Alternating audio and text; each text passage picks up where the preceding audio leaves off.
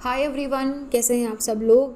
There is a very very important and I want to say historic event is taking place जब USA Afghanistan से exit कर रहा है। USA के अफ़गानिस्तान से एग्जिट करते ही वहाँ पे एक वैक्यूम क्रिएट हो रहा है। यूएसए का एग्जिट हो रहा है, बहुत सारे जो स्टेक होल्डर्स हैं उनका एंट्री हो रहा है। ऐसे में इंडिया का क्या रोल बनता है, इंडिया के क्या स्टेक्स हैं अफ़गानिस्तान में, चाहे वो अफ़गान गवर्नमेंट आती है या तालिबान गवर्नमेंट आती है, इसका इम्पैक्ट इंडिया पे क्या पड़ेगा। इंडिया की स्ट्रैटेजिक इंपॉर्टेंस को ले लो, सिक्योरिटी कंसर्न्स को ले लो, या फिर हमारी रिलेशनशिप विद नेबर्स ले लो। इन सब के अंदर एक बहुत बड़ा, आप ऐसे मान लो कि एक झोल बन रहा है। यहाँ पे टर्की वहाँ से आ रहा है, इधर से चाइना, इधर से रशिया, यूएसए जा रहा है, India is also playing a part, Pakistan तो वांट्स कि तालिबान वहाँ पे आ जाए। ऐसे में आप देखोगे कि काफ़ी सारी इस वैक्यूम को फिल करने के लिए काफ़ी सारी कंट्रीज अफगानिस्तान की तरफ रश कर रही है। And another we will also discuss कि यूएसए एग्जिट क्यों कर रहा है। ठीक है, एग्जिट करने से पहले हम वो स्टोरी भी देखेंगे कि यूएसए ने एंट्री क्यों करा था अफगानिस्तान में पहले। Here we are going to talk about the complete picture of USA, Afghan and India. क्यों एंट्री हुआ, क्यों एग्जिट हो रहा है, किस तरीके से टॉक प्रोसीड हुई, इंडिया का क्या रोल था, आगे इंडिया का क्या रोल रहेगा, क्या इम्प्लीकेशंस आ सकते हैं, कौन से दूसरे स्टेक होल्डर्स हैं जो अफगानिस्तान के अंदर अपने पैर जमाने की कोशिश कर रहे हैं। Will be talking about everything. Just stay focused for the next 15 and 20 minutes। आपको USA Afghan India completely complete हो जाएगा, okay. So coming to the topic, बहुत सारे आर्टिकल्स मैंने इसमें इंक्लूड करे हैं, बहुत सारे आर्टिकल्स इसमें लिखे गए हैं कि अफ़गानिस्तान का यूएसए से एग्जिट करने के बाद में बाकी कंट्रीज़ का क्या रोल रहेगा, क्या अफ़गानिस्तान के अंदर सिचुएशन रहेगी, अफ़गानिस्तान गवर्नमेंट कितनी स्ट्रॉन्ग है इस यूएसए के एग्जिट को हैंडल करने के लिए, और तालिबान कितनी बेसब्री से इंतज़ार कर रहा था। तो 2 जुलाई को यूएसए के काफ़ी सारे जो ट्रूप हैं वो बगराम एयरबेस से डिपार्ट हो गए हैं।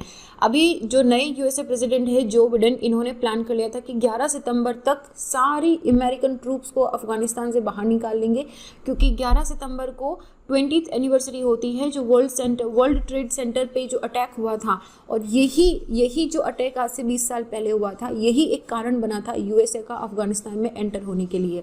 तो 1 मई से कंटिन्यूसली धीरे धीरे इनकी जो आर्मी है, जो ट्रूप्स है, इनको बाहर निकालना स्टार्ट कर दिया है। जैसे ही यूएसए की आर्मी बाहर जा रही है, वैसे ही तालिबान ने अपना टेरिटोरियल एडवांसमेंट बनाना स्टार्ट कर दिया है।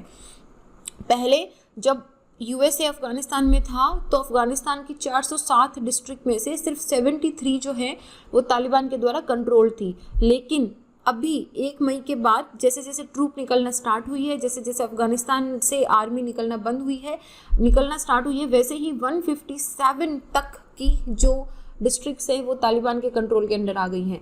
पीछे बची 151 डिस्ट्रिक्ट, उसमें से 79 डिस्ट्रिक्ट तो जो गवर्नमेंट के हाथ में है, और जो पीछे बची हुई डिस्ट्रिक्ट्स हैं उन पे अभी फाइट होना स्टार्ट है कि तालिबान का कंट्रोल होगा या फिर अफगानिस्तान गवर्नमेंट का कंट्रोल होगा। लेकिन तालिबानी जो मिनिस्ट्री है ना, मिलिट्री है, it is more focused on to the northern districts. ऊपर वाला जो एरिया है नदर्न पार्ट अफगानिस्तान, वहाँ पे ज़्यादा फोकस है, और जो नीचे सदर्न स्ट्रॉन्ग होल्ड है, सदर्न में है हमारी अफगानिस्तान गवर्नमेंट के स्ट्रॉन्ग होल्ड है। तो पहला ये क्वेश्चन बनता है कि यूएसए ने अफगानिस्तान को इन्वेड क्यों करा। यूएसए के अपने रीज़न थे इन्वेड करने के लिए। 11 सितंबर 2001 को जब वर्ल्ड ट्रेड सेंटर पे अटैक हुआ था, तब के US president George W Bush ने बोला कि हम आतंक को जड़ से मिटा देंगे। उसी आतंक को जड़ से मिटाने के अप्रोच में इन्होंने बोला कि तालिबान ने ये करा है, और तालिबान अगर हमको अलकायदा लीडर्स को डिमांड अगर दे दे, जिन्होंने इस अटैक को प्लॉट करा था, particularly they were talking about Osama bin Laden, कि अगर हमको दे दे तो हम शांति ले लेंगे। अफगानिस्तान के अंदर नाटो की कोलिशन ट्रूप, नाटो मतलब यूएसए का जो ग्रुप है, इसकी Turkey is also a part of that. हम लोग टर्की के बारे में भी, टर्की का रोल इन अफगानिस्तान हम एक अलग वीडियो के अंदर डिस्कस करेंगे, which is also a very interesting twist is happening. So NATO की जो कोलिशन ट्रूप्स हैं यूएस लेड, वो फटाफट से आ गई, तालिबान की जो रिजीम थी इसको डिसलॉज कर दिया, और एक ट्रांजिशनल गवर्नमेंट यहाँ पे बना ली कि अभी यहाँ पे यूएसए आ चुका है।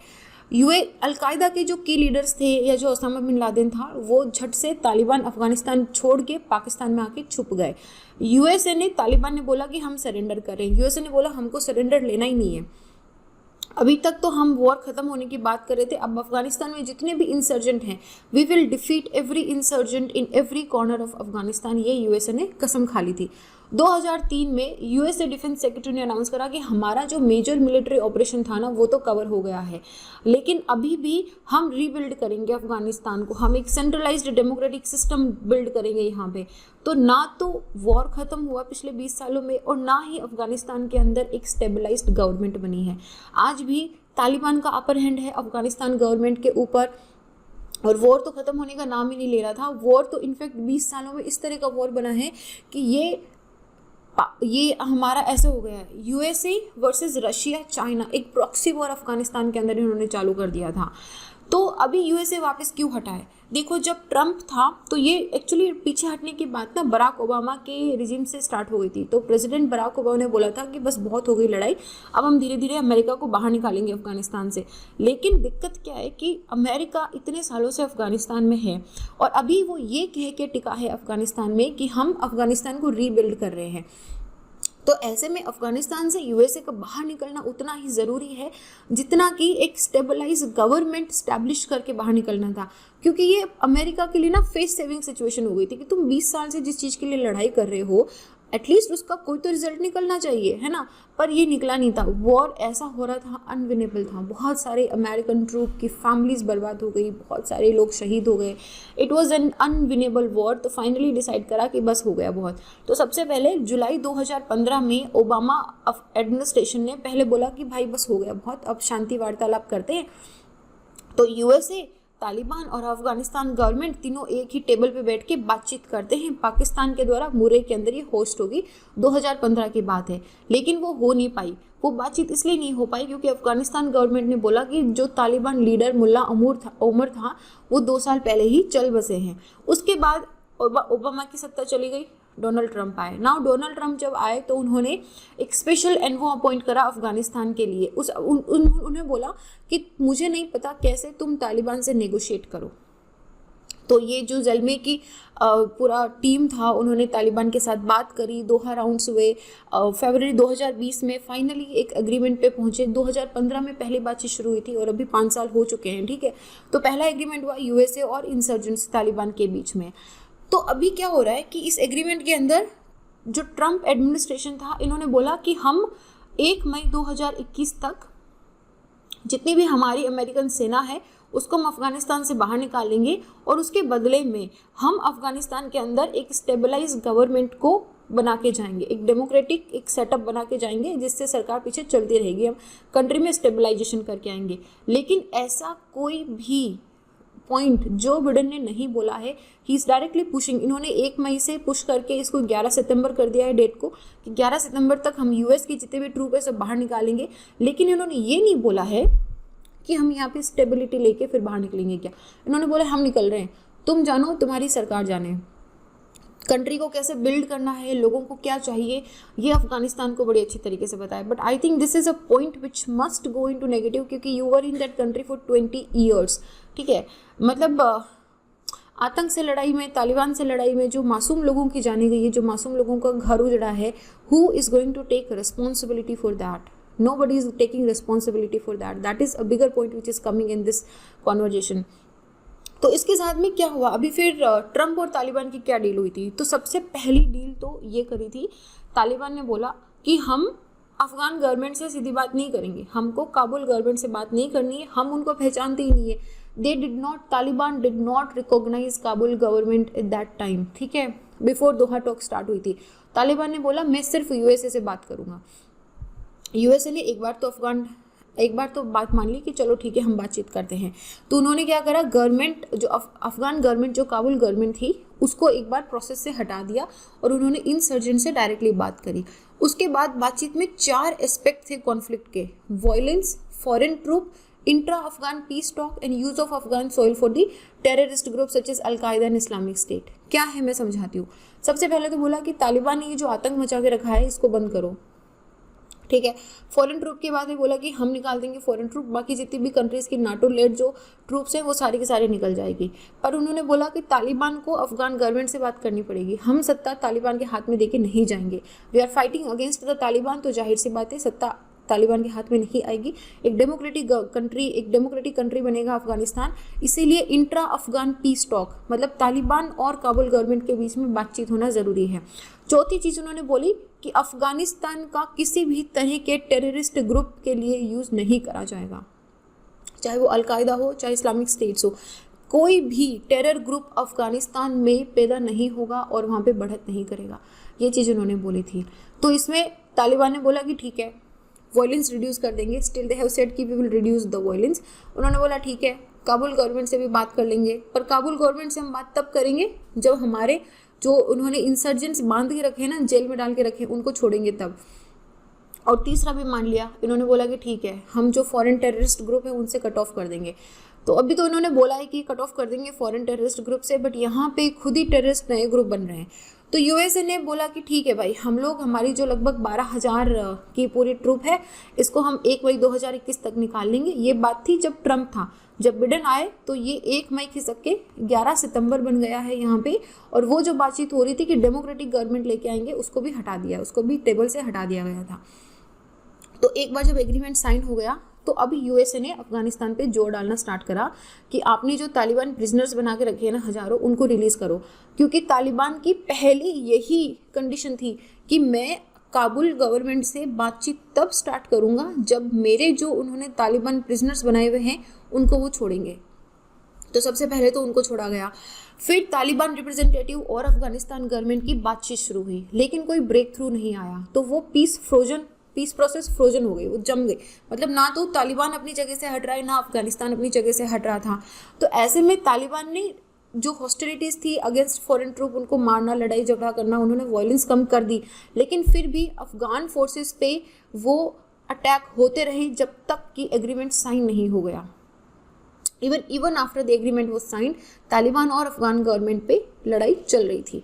अफगानिस्तान ने देखा है कि there was a targeted serial killing, जैसे जर्नलिस्ट जो होते हैं, एक्टिविस्ट जो होते हैं, जिन्होंने अफगान गवर्नमेंट तो यही बोलती है कि ये तालिबान ने कराए, लेकिन फिर भी इस तरीके से, मतलब आई एम श्योर आपने डेफिनेटली न्यूज़ में पढ़ा होगा कि उनको ऑरेंज कलर के कपड़े पहनाते हैं। There was like online, they would put it online also. तो इस तरीके भी इंसिडेंट्स हुए हैं।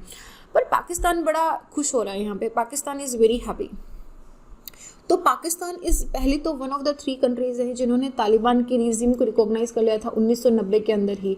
तो तालिबान ने जब Taliban captured much of the country, Pakistan ने, जाहिर सी बात है, पाकिस्तान का एक बहुत ही स्ट्रॉन्ग हाथ था उसके अंदर। अब पाकिस्तान की ISI ने ही तालिबान को मैक्सिमम ऑफ द कंट्री जो है वो कैप्चर करवाई थी। लेकिन जब 9/11 का अटैक हुआ तो पाकिस्तान को चाहिए यूएसए का सपोर्ट। पाकिस्तान ने तब बुश गवर्नमेंट ने बोला कि तुम क्योंकि इन तालिबान का सपोर्ट कर रहे हो, हम तुम्हारा सारा फंडिंग काट देंगे। तो पाकिस्तान ने बोला नहीं हुजूर, आप फंडिंग मत काटो, हम उनसे बातचीत करना बंद कर देंगे। तो फॉर्मली उन्होंने, किसने? पाकिस्तान ने फॉर्मली तालिबान से टाइज कट कर दी थी। बात क्या है, फॉर्मली कट करी है। बैक हैंड में तो वही चल रही है, अपनी दोस्ती चल रही है, लेकिन फॉर्मली कट कर दी थी। और उन्होंने अमेरिका को ज्वाइन कर लिया था दिखावे में कि हम भी तालिबान के अगेंस्ट लड़ रहे हैं। लेकिन definitely Pakistan was playing a double game here. Pakistan में तालिबान रीग्रुप हुआ, पैसे रेज करे, रिक्रूट करे और मिलिट्री स्ट्रैटेजी प्लान करी और अफगानिस्तान के अंदर वापस आए। और ये सारा जो क्रियाक्रम चला है, ये कहाँ चला है? पाकिस्तान के अंदर। जो काबुल गवर्नमेंट को पाकिस्तान इतना मानती भी नहीं है। और दूसरी बात है, ये जो काबुल गवर्नमेंट है, क्योंकि काफ़ी वीक गवर्नमेंट है, तो यहाँ पे काफ़ी करप्शंस, एलिगेशंस, इनकम्पिटेंसी है, एक्सेस ऑफ इन्वेडिंग फोर्सेस भी है। तो इसकी वजह से तालिबान को और भी ज़्यादा पावर मिल जाती है कि वो गवर्नमेंट तो वैसे भी कमज़ोर है, उसको गिराने में ज़्यादा टाइम लगेगा नहीं। ऐसे में अगर यूएसए बाहर जा रहा है और तालिबान एडवांस कर रहा है तो Pakistan is again in the spotlight. ठीक है, क्योंकि एक वायलेंट मिलिट्री अफगानिस्तान पे अगर टेक ओवर करती है तो जाहिर सी बात है कि पाकिस्तान के कोर इंटरेस्ट, हालांकि हम इतना मतलब फॉर्मली तो जाहिर सी बात है नहीं बोलेगा, but if a violent military take over of Afghanistan by the Taliban happen, it may not serve Pakistan core interest also, but it may serve Pakistan core interest also. Pakistan तो चाहता है कि अफगानिस्तान में इंडिया की जो प्रेजेंस है उसको कर्टल करे, उसको चेक करके रखे कि इंडिया ज़्यादा पाकिस्तान के अंदर एंटर ना हो। But a violent take over like in 1990s would like international acceptability, living Afghanistan again unstable. क्योंकि अगर तालिबान ने कंप्लीट टेक ओवर कर लिया और अगर इस तरह का एक वायलेंट टेक ओवर होता है तो फिर से अफगानिस्तान के अंदर इनस्टेबिलिटी आ जाएगी। तो अभी क्या हो रहा है, ऐसे सिनारियो के अंदर दो केसेस हो रहे हैं। एक तो क्योंकि अगर अफगानिस्तान में इंस्टेबिलिटी आई तो फिर से रिफ्यूजी इंसर्ज अफगानिस्तान से पाकिस्तान में आने वाला है, और दूसरा एक strengthening anti Pakistan terror group भी बन रहा है, तारिक तालिबान। ठीक है, मतलब पाकिस्तान एंटी इंडिया बना रहा है, अफगानिस्तान में एक जगह पे एंटी पाकिस्तान टेरर ग्रुप भी बन रहा है जिसका नाम है तहरीक तालिबान। अब पाकिस्तान को इस तहरीक तालिबान से लग रहा है डर, अभी हालांकि तो क्या ही लगेगा, बट द पॉइंट इज कि अगर आप स्ट्रेटेजिक पॉइंट ऑफ व्यू से सोचो तो पाकिस्तान हमेशा ये प्रीफर करेगा कि तालिबान जो है वो अकोमोडेटिव सुप्रीम पावर के अंदर रहे, ताकि नेगोशिएशंस इन पीस सेटलमेंट जो है वो हो सके, और पाकिस्तान का वेस्टर्न बॉर्डर जो है वो कॉन्फ्लिक्ट रिडन ना हो सके, वो स्टेबलाइज हो सके कि वहाँ पे तो कम से कम पीस चल रही है। नहीं तो क्या होगा कि वहाँ से जो रिफ्यूजी इंसर्ज होगा, वहाँ से जो एंटी पाकिस्तान टेरर ग्रुप है वो पाकिस्तान को वेस्टर्न साइड से परेशान करता रहेगा। वेस्टर्न साइड मतलब इसका वेस्टर्न बॉर्डर जो है, ठीक है। तो ये हालांकि अभी क्लियर नहीं है कि पाकिस्तान का कितना कैपेसिटी है कि अमेरिका के एक बार जाने के बाद में अफगानिस्तान में वो कितना इंटरफेरेंस कर सकता है। China is also coming into that, क्योंकि चाइना यूएसए का एंट्री पॉइंट एक है, यूएसए का एग्जिट पॉइंट एक है, चाइना के एंट्री पॉइंट 3-4 हैं, ठीक है। और पाकिस्तान एंड चाइना की तो बनती है अच्छी खासी, तो ये trio might have something else in their mind. But India का क्या रोल है, now the most important portion कि इंडिया का क्या रोल है। देखो, इंडिया का स्ट्रैटेजिक रोल तो है अफगानिस्तान के फ्यूचर में, आज भी है, and India have an edge over Pakistan. क्यों है? क्योंकि इंडिया ने अफगानिस्तान के साथ में बहुत अच्छे रिलेशंस बना के रखे हैं, चाहे वो इंफ्रास्ट्रक्चर में इन्वेस्टमेंट हो, चाहे वो एजुकेशन में इन्वेस्टमेंट हो, चाहे वो इरिगेशन डेवलपमेंट हो, चाहे डैम बनाना हो, क्योंकि हमने शहतूत डैम भी बनाया है काबुल के पास। And Afghanistan is among one of the few countries जहाँ इंडिया ने सबसे पहले कोविड की वैक्सीन भेजी थी वहाँ पे। इन सारे एसोसिएशन के बाद में भी हमारा सॉफ्ट पावर अफगानिस्तान में बड़ा स्ट्रॉन्ग है, इसमें कोई दिक्कत नहीं है। दिक्कत है हार्ड पावर में। इंडिया का strategic and economic and security related जो इंटरेस्ट है ना, वो करंट अफगानिस्तान के साथ है, तालिबान के साथ हमारे है नहीं। लेकिन जिस तरीके से बिडेन एडमिनिस्ट्रेशन अपनी मिलिट्री प्रेजेंस इसमें से खींच रही है और तालिबान की पकड़ मजबूत हो रही है, इंडिया के लिए it is a point of concern. India ने तालिबान से दोहा में बात करने की कोशिश करी थी, सिग्नल लेट था, लेकिन एक्नॉलेजमेंट ये भी थी कि Taliban is going to play a very critical role into Afghanistan. इसलिए इंडिया ये भी नहीं कर सकता कि तालिबान से बिल्कुल कट ऑफ कर दो, हम तो सिर्फ काबुल गवर्नमेंट के साथ करेंगे। We as a very peaceful country, हम यूएसए की तरह उनकी कंट्री में जाके हो हल्ला नहीं कर सकते कि क्यों तालिबान आया, क्यों अफगान गवर्नमेंट नहीं आई। Whatever गवर्नमेंट कम्स, चाहे वो तालिबान आए, चाहे वो तालिबान एंड अफगानिस्तान दोनों आए, या फिर चाहे सिर्फ अफगान गवर्नमेंट आए, it is strategic for India कि वो उन सबके साथ में अपने जो रिलेशन है उनको बना के रखे। तो इंडिया के पास 3 क्रिटिकल एरियाज़ हैं जिनमें वो तालिबान के साथ डील कर सकता है। पहला है कि यार हमने बहुत इन्वेस्ट करा है वहाँ पे, बिलियंस ऑफ रुपीज़ इन्वेस्ट करा है रोड के अंदर, एजुकेशन के अंदर एंड इन व्हाट नॉट। तो एक तो उसके इन्वेस्टमेंट को प्रोटेक्ट करना है अफगानिस्तान में। दूसरा ये प्रोटेक्ट करना है कि तालिबान फिर से कहीं रावलपिंडी का एक सिर्फ क्या बोलते हैं ना, उसको खिलौना ना बन जाए, ठीक है, उसका पौना ना बन जाए। इसलिए ये ज़रूरी है कि इंडिया तालिबान के साथ अपने सेपरेट इंडिपेंडेंट रिलेशंस रखे अगर ज़रूरत पड़ी तो। और तीसरा ये है कि जो Pakistan backed anti India terrorist group है उनको तालिबान से सपोर्ट नहीं मिलना चाहिए। जाहिर सी बात है, अफगानिस्तान पाकिस्तान के अंदर इस तरह के काफ़ी सारे टेरर ग्रुप हैं जो एंटी इंडिया है, इंडिया को प्रोटेस्ट करते हैं, इंडिया को नुकसान पहुंचाना चाहते हैं। अगर उनको तालिबान की सह मिली तो वो और भी ज़्यादा पावरफुल हो जाएंगे। तो यहाँ पे इंडिया को एक बहुत ही strategic and very smart diplomatic play करना पड़ेगा कि यहाँ पे ये at least anti India terror group को तालिबान सपोर्ट ना करे, और तालिबान का इंडिया से रिलेशन सिर्फ तालिबान एंड इंडिया रहे, वो तालिबान पाकिस्तान से होके ना आए। बस ये हमारा मेन कंसर्न है। पहले भी तालिबान, इंडिया ने क्या करा था, बहुत पहले हमने कट कर दिया था कि हम तालिबान से बात नहीं करेंगे, क्योंकि इट लाइक न्यू दिल्ली तब नदन अलायंसेस के साथ बैक थी, लेकिन उसका नुकसान हमको भुगतना पड़ा जब तालिबान पावर में था। तो इस बार अगर तालिबान के पावर में आने की बात है तो इट इज़ वेरी इंपॉर्टेंट कि we opt for a different strategy. Afghanistan का विड्रॉल लेके आ रहा है पूरे इंडियन सब कॉन्टिनेंट के अंदर चैलेंज लेके आएगा, क्योंकि जैसे ही यूएसए छूटेगा, यूएसए निकलेगा। अभी तक क्या था कि यूएसए की प्रेजेंस की वजह से वहाँ पे जितने भी रेडिकल एक्सट्रीमिस्ट हैं उन पे एक चेक हो रहा था, एक कंडीसिव एनवायरनमेंट बन रहा था कि इंडिया पाकिस्तान के साथ आराम से काम कर सकता है। लेकिन जैसे ही यूएसए विड्रॉल करेगा, इंटरनेशनल एंड रीजनल टेररिज्म के अंदर फिर से सर्च दिखाई देगी, तालिबान का पाकिस्तान की दोस्ती फिर से रीइमर्जेंट होगी और इस एरिया के अंदर पॉलिटिकल इनस्टेबिलिटी क्रिएट हो सकती है। ऐसे के अंदर इंडिया के लार्जर कंसर्न्स हैं with the resurgence of the Taliban also, क्योंकि ये जो रिसर्जेंस है अनडाउटली इट इज़ रीअश्योरिंग कि it is going to incite the extremist elements in the Kashmir.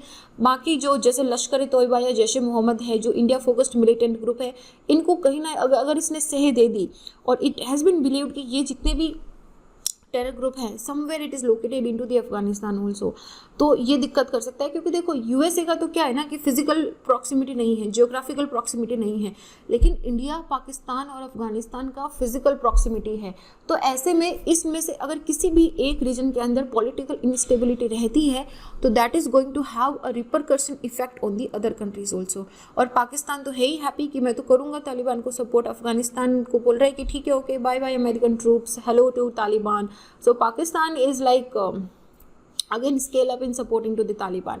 तो ऐसे में इंडिया का जो इन्वॉल्वमेंट है अफगानिस्तान की रिकंस्ट्रक्शन के लिए, तो इंडिया ने ईरान के अंदर भी काफ़ी सारे प्रोजेक्ट चलाए हुए हैं, क्योंकि न्यू दिल्ली की स्ट्रैटेजी है कि इस पूरे एरिया को लिंक करेंगे हम। तो अगेन क्वाड एक बहुत इंपॉर्टेंट रोल प्ले कर सकता है, जहाँ इंडिया एक्टिव भी है और it is expected to play a much bigger role also. जब क्वाड पे अगर आप सीरियसली कंसिडर करो कि इस रीजन के अंदर एक स्ट्रैटेजिक बैलेंस मेंटेन करें from the collision of the democratic and, जो हम बात करते हैं ना free and open Indo Pacific ocean की, तो वो फ्री एंड जो ओपन इंडो पैसिफिक है वो नहीं होगा, वो बड़ा क्रूशियल हो जाएगा अगर अफगानिस्तान के अंदर पॉलिटिकल स्टेबिलिटी नहीं रही तो here Quad can also play a very important role.